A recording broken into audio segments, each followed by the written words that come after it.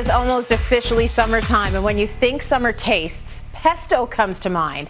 But have you ever made your own? Maybe this is your year. Julie's going to show us how easy and versatile pesto can be in today's daily dish.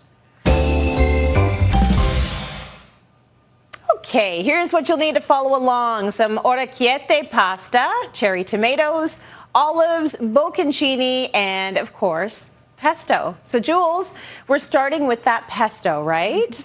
Yes. So pesto is one of those things that I always have in my fridge because it is so versatile and so easy to make. So I'm going to just walk you guys through a little bit how to make a pesto. It takes 5 ingredients, and all you need are basil leaves, Parmesan cheese. You need a nut. So traditionally you use pine nuts. And then you just need some salt and extra virgin olive oil.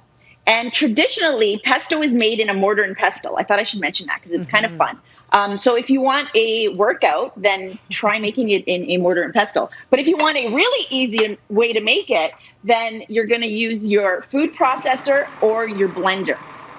Okay, so you're basically like throwing all of that good stuff, because all those ingredients you mentioned are fantastic, in there together.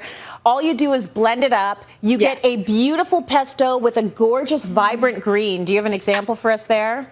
Ooh, that looks good. So summery. Yep. So delicious. Jules, if you don't have basil or you want to try something different, have you got any suggestions for what you can use? Yes, I have tons of suggestions. So if you don't have enough basil, because it's hard to grow basil, so what you can do is you can actually sub in arugula, spinach, or even kale works really well. Also, you can use other herbs like tarragon, Italian parsley, cilantro, even mint. But of course, those are going to change the flavor a little bit. And if you want to make a tree nut-free version, you can actually use sunflower seeds or pumpkin seeds in place of the nuts. Oh, that's good. Okay, that's a lot of substitutions, a lot of options there. So you're going to be using the pesto in a pasta salad today. How does that all come together? Yes. So I like to use orecchiette pastas, and orecchiette, I was just telling you, means little ears. Cute. So I like this pasta because it's got like a really good bite to it. But you could also use bow tie pasta, or penne actually works really well with this pasta salad. So pour it into a big bowl, and then you quarter some cherry tomatoes, and you pour those in like so. And then olives. I'm obsessed with olives. I know a lot of people don't like olives. So if you don't like olives, don't include them. But I used Kalamata olives today. You can also use green olives, whatever olives you want. Just make sure they're pitted, because you don't want pits in your pasta salad. So those are the olives.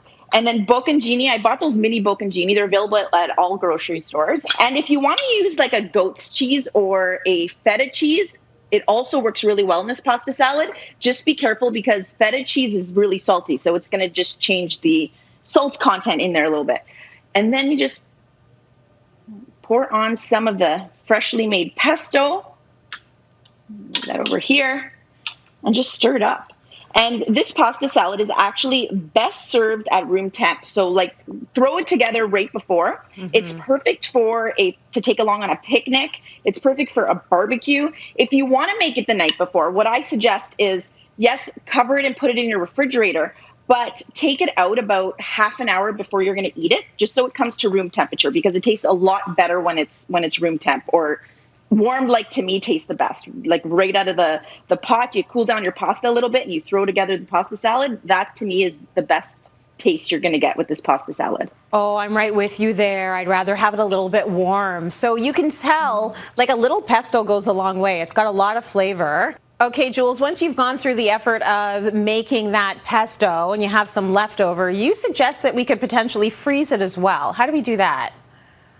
Yes, so freeze it in an airtight container, and it lasts up to 6 months. But also, I just want to mention that herbs tend to oxidize like an avocado. So if you're going to store it in your refrigerator, what I do is I just squirt some olive oil on top, and that helps it not brown. So then you just put the lid on, and you're good to go.